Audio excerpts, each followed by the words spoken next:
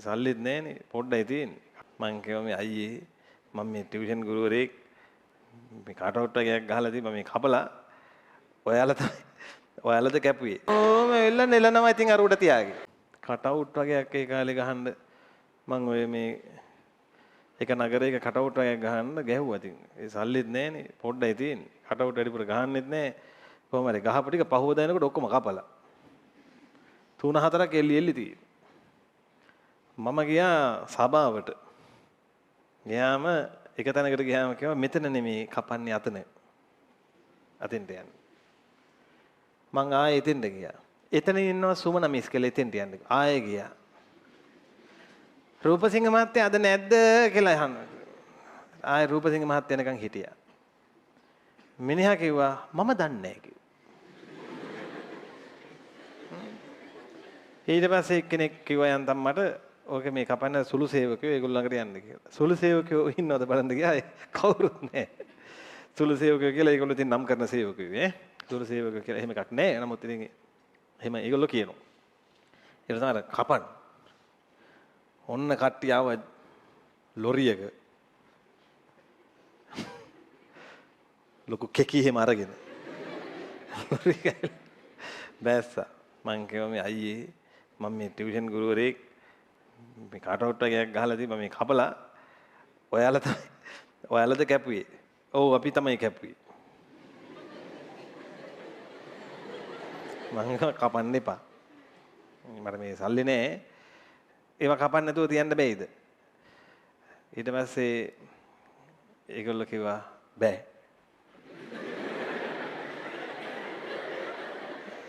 ඉතින් මං ආයෙව ඇයි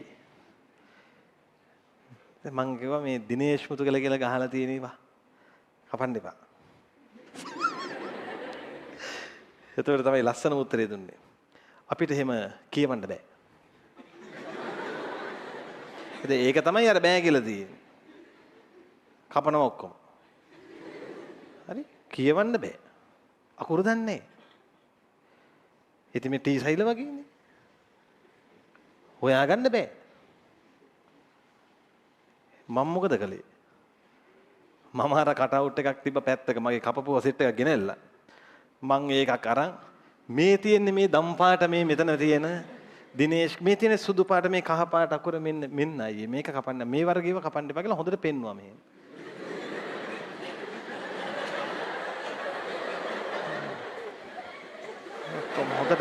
හොඳට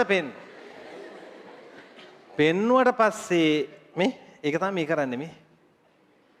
දැන් මූට මේව අඳුන ගන්න බෑ. ටී සයිලට බෑ අඳුන ගන්න.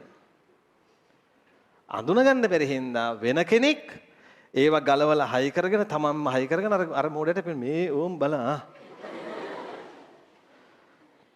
ඒක තමයි මේ කරන්නේ. ඔය පොඩි ළමයින්ට මේ කෙසෙල් ගන්න බෑනේ අවරියක් තිබ්බත්. හේතුව පොඩි ළමයෙක් ඉස්සරහට කෙසෙල් අවරියක් දුන්නත් කන්න බැරි හේතුව ගෙඩිය කඩා ගන්නත් බෑ. ඊළඟට ඒක ලේලි අර ගන්නත් බෑ. ඉතින් කවුරු හරි කෙනෙක් මේක අරගෙන ලේලි අරලා ඕම් ගෙඩිය කියලා දෙන්න. එතන තමයි ගන්න. මේ අපි ඒ උදාහරණ ඇති එතනින් ඇති. හරි? ඔව්. ඊට පස්සේ ඇති ගොඩාක් උදාහරණ කියවනේ. ඒ ඇති හොඳටම ඇති. ඊට පස්සේ දැම්මට කියන්නේ ඔන්න මේ ටී සෛල ප්‍රතිදේහ ජනකත් එක්ක බැඳෙනවද නැද්ද? බැඳෙනවා. මේ ඍජුව බැඳෙන්න බෑ. ඒවට කවුරු හරි සෛලයක් උදව් කරන්න ඕන. මේ හිටියේ ඒගොල්ලෝ. මං උදාහරණයක් මොන බක්ෂානු කීවද? මේගොල්ලෝ මොනවාද ඉදිරිපත් කළේ ටී සෛලයට? මේගොල්ලෝ විසින් මේ ඉදිරිපත් කළේ මොනවාද? ප්‍රතිදේහ ජනක. ඉතින් මේ සෛල වලට කියනවා ළමයි ප්‍රතිදේහ ජනක ඉදිරිපත් කරන සෛල. කොමන හයෙන් කියන්නේ? ඉංග්‍රීසියෙන් කියනවා antigen presenting cells කොහොමද හයියෙන් කියන්නේ? කෙටි වචනයක් විදිහට කියනවා APCs. antigen presenting එහෙම නෙමෙයි ඈ. කො හයියෙන් කියන්නේ සිංහලයක ප්‍රතිරේජනක ඒ වගේ එකකට උදාහරණයක් දෙන්න මොන භක්ෂානද? මහා භක්ෂාන. ඒගොල්ලෝ අර සෛලය අරගෙන ජීර්ණය කළා ඇන්ටිජන් වලින් තියලා මෙන්න T සෛලයට අන්න T සෛලය දැන් වැඩ පටන් ගන්නවා. දැන් මේ T සෛලය හොද්දටම ගුණණය වෙනවා B සෛලය වගේ. ගුණණය වෙලා ඒ වර්ගයේම T සෛල ගොඩක් බවට පත් වෙනවා මේ. මට දැන් කියන්න මේකට නමක් B cell clone ද T සෛල ක්ලෝනයද? දැන් මේකේ තියෙන සෛල දෙවර්ගය මට කියන්න. කො කාරක සෛල දෙවර්ගයක් නේ තියෙන්නේ. කාරක සෛලයි මතක T සෛලයි. කාරක සෛල B සෛල වල නම් එක වර්ගයයි හිටියේ. මොන සෛලද මේ? ප්ලාස්මා සෛල. T සෛල වල කාරක සෛල ඉන්නවා දෙකක්. සයිටෝටොක්සික් T සෛල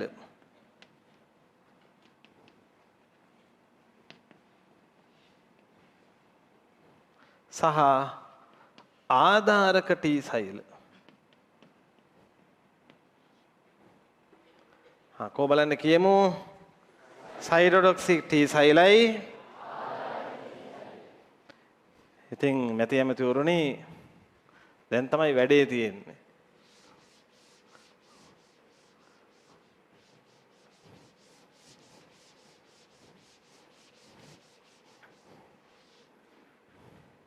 මේ ඔක්කොම එක වගේ.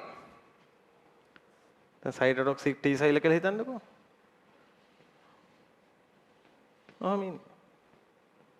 ආධාරක T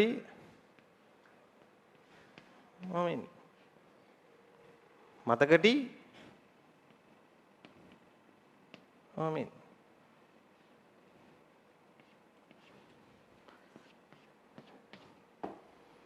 දැන් මොකද කරන්නේ? කොහොමද විනාශ කරන්නේ? බලන්න. විනාශ කරන්නේ දැන් මේ T සෛල වලට මට කියන්න. ආයේ වෙන කෙනෙක්ගේ උදව්ව ඕනද? නැත්තම් ඍජුව බැඳෙන්න පුළුවන්ද? දැන් ඍජුව බැඳෙන්න පුළුවන්. දැන් ඔය තැන් වල ඉන්න බැක්ටීරියා තෝරගන්නවා. ආයේ කෙලින්ම ගේම ඉල්ලන්නේ තියෙනේම ගලව යව නෙමෙයි. හරි? අර B සෛල වගේ නෝන්ජල් නෑ. ඈතින් නම් විසි කර ගන්නවා. ඒවනේ ජෙනුයින් පිට යනවා. ගිහින් අල්ල ගන්නවා කොලර් එකේ. පටස් කෙලින්ම බැඳෙනවා ආයේ මේ කෙලින්ම බැඳුණා.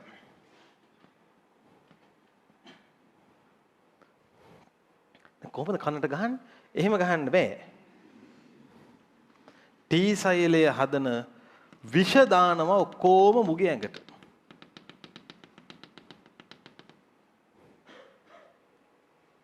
හදන විෂ ඔක්කොම මුගේ ඇඟ. උදාහරණ උන්නේ කොලර් එක අල්ලලා ඇඟට චූ කරා කියලා හිතුවත් හිතා ගන්න. හරි? කැමැත්තක් ඈ. මැරෙන්න තමයි වෙන්නේ ඉතින් අරුවට. ඒ වගේ තමයි. මුදිය වෙලා යනවා. එහෙනම් මට කියන්න. T සෛල වලට ඇටැක් කරේ තරල පාවිච්චියට අරන්ද? අර චූ සීන් එකෙන් අයින් වෙන්න ඕනේ ඔළුව. ඔළුව එකෙන් අයින් කරන්න ඕන. තරල පාවිච්චියට අරන්ද? තරල දිගේ යවලද? එහෙම නැත්නම් සෛල වලින්ම ගිහින්ද?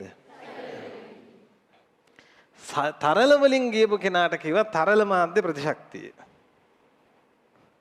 සෛල දිගේ යන නිසා T සෛල වලට කියනවා මොන මාධ්‍ය ප්‍රතිශක්තියද? සෛල මාධ්‍ය ප්‍රතිශක්ති ප්‍රතිචාර.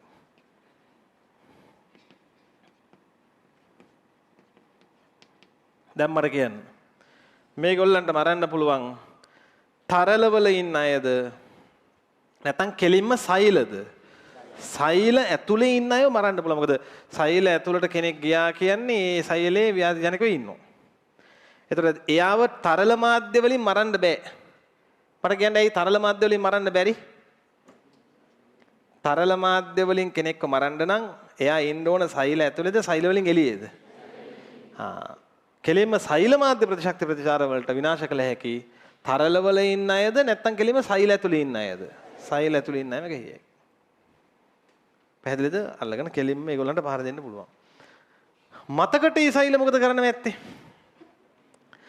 මේ මොකොත් කේස් යන්නේ ඕ හොඳට වලිය දිහා බලලා හොඳට මතක් කරගෙන ඉන්න.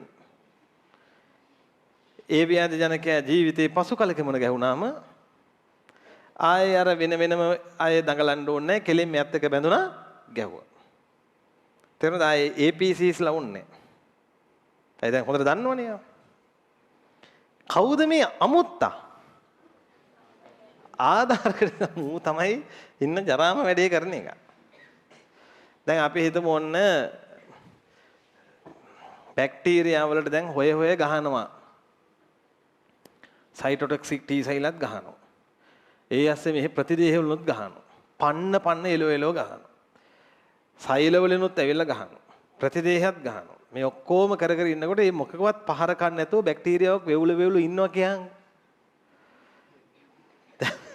දැන් බැක්ටීරියාවක් ෂේප් එකේ ඉන්නවා කාගේවත් ගුටි කන්න නැතුව අනේ මංවත් බේරෙනවා. ෂේප් එකේ ඉන්නකොට ආධාරකයා මූ වලි වලට යන එකෙන්ද? නෑ මූ ගහ ගන්න යන එකෙන් නෙමෙයි. මූ ඇවිල්ලා තව කවුද ඉතිරි? හොය වෙනකොට එකෙක් ඉන්නවා දැන්. මොනව කරයිද? කේලම මූ තමයි ඒක කරන්නේ. ආධාරක T සෛලාව බැක්ටීරියාව දැක්ක සයිටොටොක්සික් අර කිසි අවධානයක් නැති සයිටොටොක්සික් සෛල වලටත් පණිවිඩ දෙනවා කවුරු විසින්ද? ආධාරක සෛල විසින්. ඔය තමයි කරන්නේ. ඔය ගැන ඕන තරම් වීඩියෝ ඇති. ඔය එක TikTok වල අරක මේකේ කියන මම මේ පාඩම් කලින් උගන්ලා තියෙනවා කැලි ක්‍රොප් කර යනවනේ. ඒ වගේ මම දැකලා තියෙනවා. හරි. ඒතර එහෙනම් තේරුම් ගන්න මේ ආධාරක T සෛල අනිත් එක මූට විතරක් නෙමෙයි කියන්නේ පණිවිඩය. හැමෝටම කියන එන්න කට්ටියම මෙතන එක. එතකොට ලං වෙන්නේ මෙයා විතරද? නෑ. කවුද ලං වෙනවද?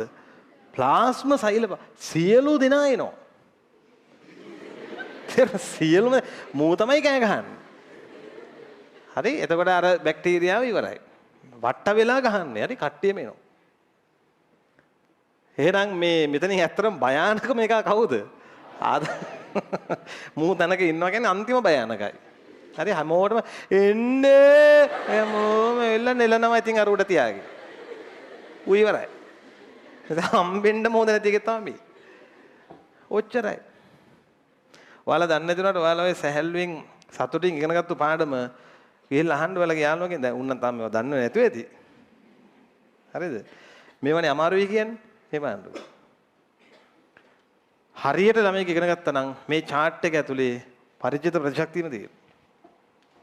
chart එකේ තියෙන ඔක්කොම. එහෙනම් පරිචිත ප්‍රතිශක්තිය ආකාර දෙකකි. කොබලන්න කියන්නේ. පළවෙනි එක තරල මාධ්‍ය ප්‍රතිශක්ති ප්‍රතිචාර. දෙවෙනි එක ඔච්චරයි තියෙන්නේ. හොඳයි අපි යනවා නෝට් එකට.